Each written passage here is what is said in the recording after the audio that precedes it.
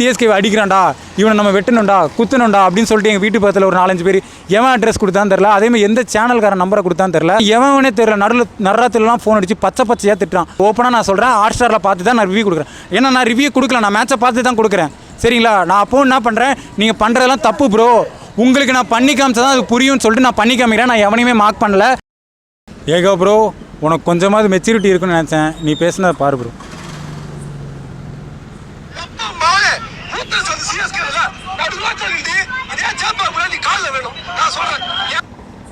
நான் உன் காலில் விழக்கூடாது ப்ரோ, நீ தான் என் காலில் விழணும். ஏன்னா கோத்தான் நீ தான் என்னை பேசினேன்.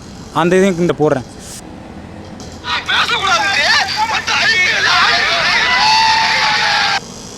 கோத்தான் என்னை பேசுனது அசிங்கமாக நீ தான் பேசினேன். ஸோ நான் உன் காலில் விழக்கூடாது, நீ தான் என் காலில் விழணும். சப்போஸ் அப்படி நான் உன் காலில் விழணும்னா இந்த 2020 2026 வரை 4 to 5 வருஷம் ஒரு ஆர்சிபி ஃபேன்ஸையும் லாலிபப்பை சப்பு, 49க்கு ஆல் அவுட்டு, குருசாமி என்னென்னலாம் சொல்லி கலாச்சிருப்பீங்க. ஸோ ஒரு சிஎஸ்கே ஃபேனும் ஒரு சென்னையில் இருக்க ஆர்சிபி ஃபேன்ஸ் காலில் நீங்கள் விழுந்து மன்னிப்பு கேட்டிங்கன்னா நான் உன் காலில் விழுறேன் ப்ரோ. சரியா? அப்படி நீ கேட்கல பண்ண மாட்டேன்னா சாரி கூட உங்ககிட்ட கேட்க மாட்டேன், கனவுல கூட காணாத. சரியா? இதே சேப்பாக்கில் நீ நெக்ஸ்ட் மேட்ச்சில் என் காலில் விழுற. அப்படி விழலைன்னா உனக்கு ஆர்சிபி ஃபேன்ஸு நீ தில்லு இருந்தால் நீ என்னை பண்ணுறல, இதே தில்லு இருந்தால் நீ பெங்களூரில் போய் பண்ணு ப்ரோ. சரியா? இங்கே நீங்கள் சென்னை ஆர்சிபி ஃபேன்ஸை மார்க் பண்ணாதீங்க. பெங்களூரில் போயிட்டு பெங்களூர் ஆர்சிபி ஃபேன்ஸை மார்க் பண்ணுங்கள். ஏன்னா அப்போ உங்களுக்கு தெரியும் ரியல் பெயின் என்னன்ட்டு. அவங்க ஒன்றில் திருப்பி மார்க் பண்ணுவாங்கள்ல, அப்போ தெரியும் உங்களுக்கு. ஒரு சில சேனல்ஸ்லாம் பார்த்தீங்கன்னா நான் பேசுகிறதே ஒழுங்காக போடாமல் அப்படியே அவங்க இஷ்டத்துக்கு கட் பண்ணி சிஎஸ்கேக்கு முட்டு கொடுக்கறதுக்காக என்னை ட்ரால் பண்ணி அவங்க சேனலில் சம்பாதிக்கிறதுக்காக என்னென்னமோ பண்ணிகிட்ருக்காங்க. இது மூலயமா பார்த்தீங்கன்னா சிஎஸ்கே ஃபேன்ஸ்க்கு முன்னாடி நான் ஒரு சென்னை ஹேட்டரா, இவன் தோனி ஹேட்டரா, இவன் எங்கே பார்த்தாலும் அடிக்கணும்டா, எங்கே பார்த்தாலும் வெட்டணும்டா, கமெண்ட்லாம் பச்சையாக கழுவி அம்மாலேருந்து பாட்டிலேருந்து பரம்பரை வரைக்கும் திட்டுறாங்க ப்ரோ. இத்தனைக்கும் நான் எந்த ஒரு யாரையும் சரி எந்த ஒரு தோனியை திட்டினது கிடையாது. சிஎஸ்கே பிளேயரு சஞ்சு சாம்சனை மட்டும் நான் சொன்னேன். ஏன்னா அது போன வைரல் ஃபேன் ஒருத்தர் மொட்டை அடிக்கிறேன்னு சொல்லியிருப்பான் தெரியுங்களா, அண்ணா நகரில். அவன் சொன்னான் சஞ்சு வந்துட்டாரா, நீ நாங்கள் தான்டா, நீங்கள் லாலிபப் சாப்பா. அவனுக்கு ரிவெஞ்சு கொடுக்குறதா தான் நான் சொன்னேன். சஞ்சு விளையாட மாட்டார். அதுவும் ஃபஸ்ட்டு மேட்ச் எல்லா ஐபிஎல்லையும் 50+ அடிச்சிருக்காரு. இந்த வாட்டி அடிக்கல, அதனால் சஞ்சு அவ்வளோதான் அப்படின்ற மாதிரி சொன்னேன்.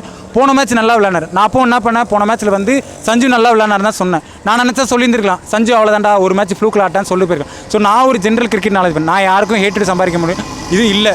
ஸோ நான் எல்லாருக்கும் ஒரு பாசிட்டிவாக தான் பேசிகிட்டு இருக்கேன். ஆனால் இவன் சிஎஸ்கே அடிக்கிறான்டா, இவனை நம்ம வெட்டணும்டா, குத்தணும்டா அப்படின்னு சொல்லிட்டு எங்கள் வீட்டு பக்கத்தில் ஒரு 4-5 பேர் எவன் அட்ரஸ் கொடுத்தான்னு தெரில. அதேமாதிரி எந்த சேனல்காரன் நம்பரை கொடுத்தான்னு தெரில. ஒருத்தன் போன வருஷம் தோத்தாலும் ஜெயிச்சாலும் சூத்தடிப்போன்னு ஒரு தற்கூரி டாக்ஸிக் ஃபேன் சிஎஸ்கே ஃபேன் ஒருத்தன் இருந்தான். அவனை அடித்த அடியில் ஓடியே போயிட்டான். ஆர்சி ஃபேன் ஒரு நாள் வந்தான், அடித்த அடியில் ஓடியே போயிட்டான். அவன் என் நம்பர் எடுத்து அந்த ஈகோ பிக்குன்னு அந்த ஏகநாதன் ப்ரோவோட வீடியோவில் போட்டுவிட்டு அவன் எவனே தெரில நடுராத்திரிலாம் ஃபோன் அடித்து பச்சையாக திட்டுறான். ஸோ இதுதான் ப்ரோ சிஎஸ்கே ஃபேன்ஸு. ஸோ எவனாக இருந்தாலும் ஒரு மதிக்கவே மாட்டாங்க. அது உண்மையோ இல்லையோ பச்சையாக திட்டுறாங்க.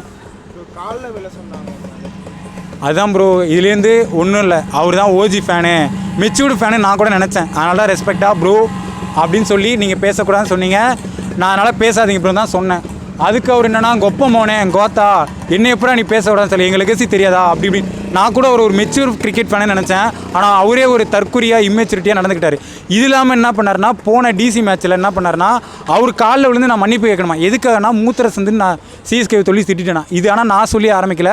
போன வருஷம் அந்த அடி வாங்கிட்டு ஒன்றால் அவன் சொன்னான், இந்த மாதிரி எம்ஐ சிஎஸ்கேக்கு தான் போட்டியே, இந்த ஆர்சிபி மூத்திர சந்து பசங்க வரக்கூடாது, முளையை காமிச்சிட்டுலாம் வரீங்க, அவ்வளோ அப்யூஸாக பேசினான். நீ ஒரு ஓஜி ஃபேன் தானே சொல்கிற, சிஎஸ்கே மெச்சூரிட்டி ஃபேன் தானே சொல்கிறா, உனக்கு ஆம்பளையார் தான் நீ போய் அந்த மாதிரி ஃபேனெல்லாம் ஃபஸ்ட்டு இந்த மாதிரிலாம் பேசாதரா அப்படின்னு சொல்லி உனக்கு தில்லு இருந்தால் போய் சொல்கிறா ஃபஸ்ட்டு.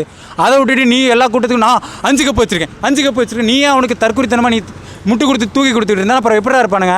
உன்னால தான்டா வாரி ஆகுது. நான் ஓப்பனாக சொல்கிறேன், ஒப்ப மோனேன்னு சொல்கிறியே, உன்னால தான் வாரி ஆகுது. இன்னும் கூட பாரு, உனக்கு மெச்சூரிட்டி கொஞ்சமாவது இருக்கா?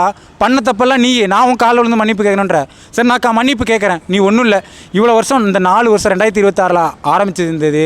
கண்ணந்தேடி பிடிப்பிடின்னு அந்த ஒரு இண்டிவிஜுவல் கிரியேட்டர் ஆரம்பித்தான். சரியா? எந்த ஒரு ஆர்சி ஃபேனும் இண்டிவிஜுவலாக போய் ஸ்டேடியமில் போய் எந்த ஒரு சிஎஸ்கே ஃபேனையும் மார்க் பண்ணல. வாரே சிஎஸ்கே ஃபேனால் தான் ஆரம்பிச்சிது. லாலிபப்பை சப்பு, 18 வருஷம் குருசாமி, 49க்கு ஆல் அவுட்டு, இன்னும் வரைக்கும் மார்க் பண்ணியிருக்கேன். உங்களால் ஒரு தோல்வியை அக்செப்ட் பண்ண முடியல. ஸோ நீ அதை ஃபஸ்ட்டு போய் அதை மாற்றிக்கூடா.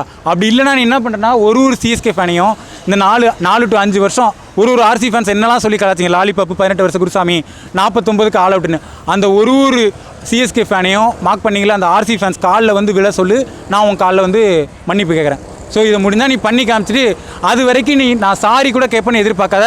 சாரி உனக்கு ஒரு ஒரு அண்ணனா கூட நான் மதிக்க மாட்டேன். ஏன்னா அந்தளவுக்கு ஒரு கேவலமாக நடந்துக்கிட்ட, இம்மெச்சூராக நடந்துக்கிட்டு போன மேட்ச்சில் என்ன அவ்வளோ ஒரு கூட்டத்துக்கு நடுவில் கூட்டம் இருக்குன்னு சொல்லி ஆடுறியா? உனக்கு தைரியம் இருந்தால் நீ போயிட்டு பெங்களூரில் போய் இந்த மாதிரி பண்ணு. ஸோ பெங்களூர் ஃபேன்ஸ் வந்து சிஎஸ்கே ஃபேன்ஸ் அடிச்சிட்டாங்கன்னு சொல்லி இது பண்ணுறல, நீங்கள் இங்கே பண்ணுறதுக்கு தான் அவனுக்கு அங்கே ரிவெஞ்ச் எடுக்கிறாங்க. ஸோ உனக்கு தில்லி இருக்கா, நீ அங்கே இருக்க ஃபேன்ஸை போய் மார்க் பண்ணு. இங்கே இருக்க சென்னையில் இருக்க ஜென்ரல் நாலேஜ் ஆர்சிபி ஃபேன்ஸை ஏன் நீ மார்க் பண்ணுற? அப்போ கூட நீங்கள் இவ்வளோ வருஷம் அந்த லாலிபாப் வச்சதுக்கு எவனாவது ஒருத்தன் ஏதாவது கோத்தங்கமான அசிங்கமாக பேசியிருக்கானா? அக்செப்ட் பண்ணிட்டு போனான். ஏன்னா அவனுக்கு தோற்றுருக்கானுங்க, அக்செப்ட் பண்ணிட்டு போனாங்க. உங்களால் அப்படி ஏன் தோற்றுது அக்செப்ட் பண்ண முடியல? நான் அதை தான் கேட்குறேன். ஸோ நீ ஒரு கிரிக்கெட் நாலேஜ் ஃபேனுன்ற, ஆனால் நீயே எவ்வளோ தற்கொலைத்தனமாக நடந்திருக்க. நான் வீடியோ காமிட்டா, பழைய வீடியோலலாம் அவ்வளோ வன்மமாக போன வீடியோ பார்த்துருப்பீங்க. சிஎஸ்கே டிசி மேட்ச்சில் ஒரு சிஎஸ்கே ஃபேனும் அவ்வளோ ஒரு வன்மத்தை கக்கி வச்சுருக்கீங்க ஆர்சிபியை பற்றி. ஸோ இந்த வன்மத்தை குறைங்க, அப்படின்னா தான் ஃபேன்ஸ் வராது. இப்படியே போச்சுன்னா ஆல்ரெடி இந்த பொலிட்டிக்கல் கர்நாடகாவுக்கும் தமிழ்நாட்டுக்கும் போயிட்டுருக்கு.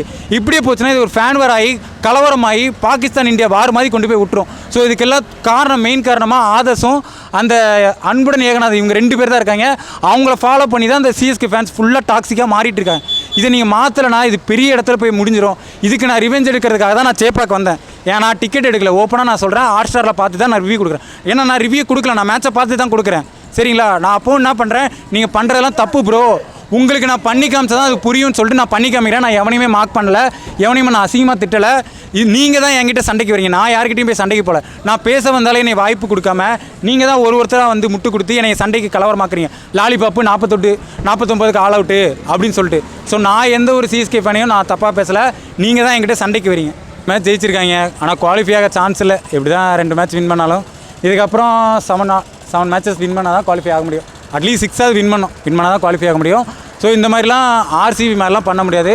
2024 ஆர்சிபி எப்படி லாஸ்ட் 6 மேட்ச் ஜெயிச்சு வின் பண்ணாங்களோ அந்த மாதிரி பண்ணால் மட்டும்தான் பாசிபிள் சிஎஸ்கேக்கு. பட் சிஎஸ்கே அந்தளவுக்கு ஒரு இம்பாக்ட்ஃபுல் இருக்கிற ஒரு டீம் இல்லை. ஸோ அதனால் சிஎஸ்கே இந்த வாட்டி கொஞ்சம் குவாலிஃபை ஆகிறது கஷ்டம் தான்